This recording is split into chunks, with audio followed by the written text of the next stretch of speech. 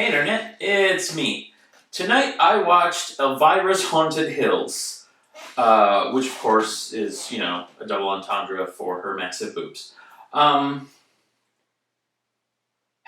think it was a couple years ago, one of the marathons, I watched Elvira Mistress of the Dark, which was another one of her movies.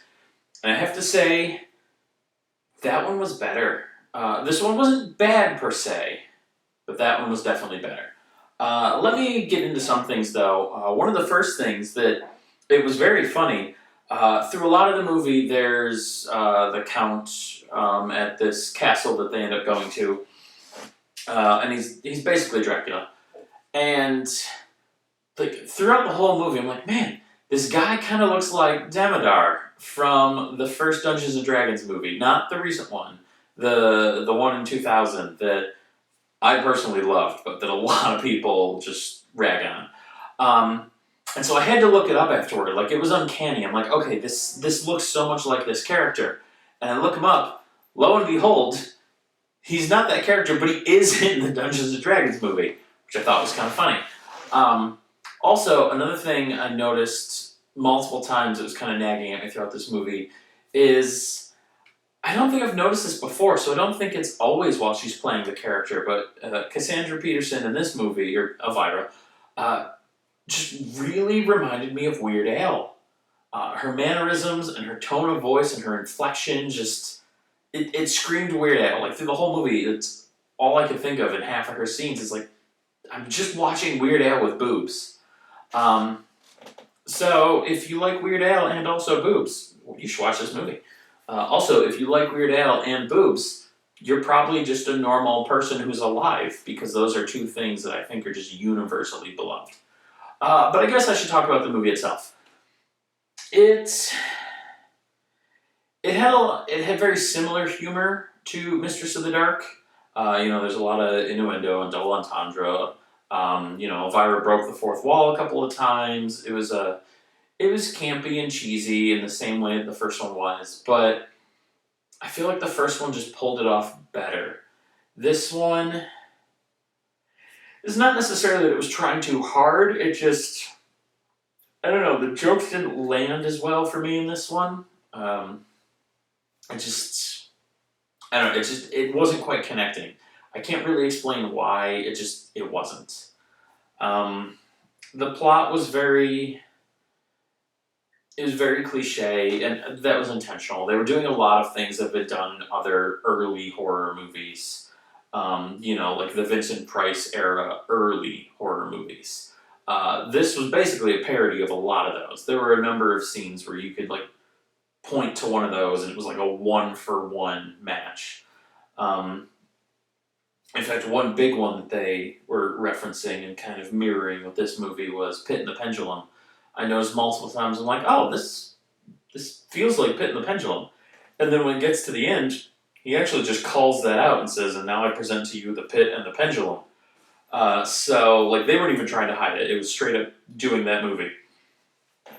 It was, it didn't have a lot to say, I guess is the problem. Like, it was doing a parody or homage to these older movies, specifically that one. And it had a lot of just, it had a bunch of gags and things thrown in, like the stable boy whose words didn't match his lips, even though everyone else in the movie did. Kind of a reference to when a character in an older movie would get dubbed over while none of the other characters would. Like I said, it had the Pit and the Pendulum call out. It had just a bunch of, cheesy kind of effects that fit the era that they're, poking fun at. So I totally, I get what they were going for. I got a lot of the references. I totally understood everything. It just, I don't know. It wasn't doing anything with that reference or those acknowledgments. It didn't have anything to say. It was just, hey, look, other movies exist in our movie. That's pretty much all it was. It was, I don't know. They just didn't have a lot going on in this movie. Like, things were happening, but to no real point.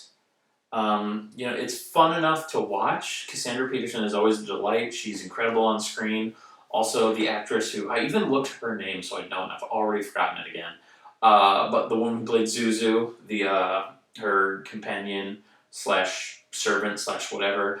She was very funny and hysterical throughout the movie. Like there was fun scenes. There was some good humor. The song was a little funny.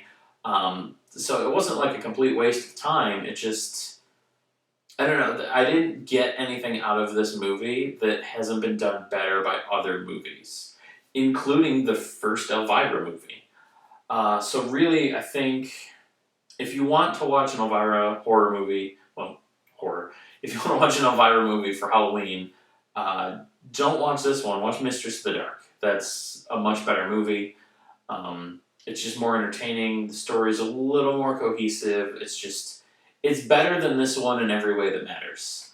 If you're just a real diehard Elvira fan, you want to see everything she does, or if you love the old, like, really early black and white horror days, and specifically Pit and the Pendulum, you can watch this and get a lot of fun little like nods and callbacks to that and other early films.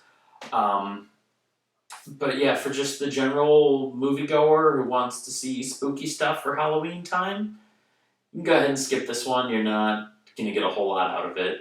It's fun enough, but it's not it's not entertaining enough to where I would recommend this one. This just reminds me that I'd rather be watching Mistress of the Dark.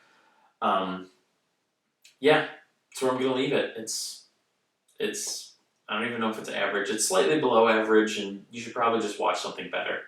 So yeah, do that, and I'll see you tomorrow with another movie review.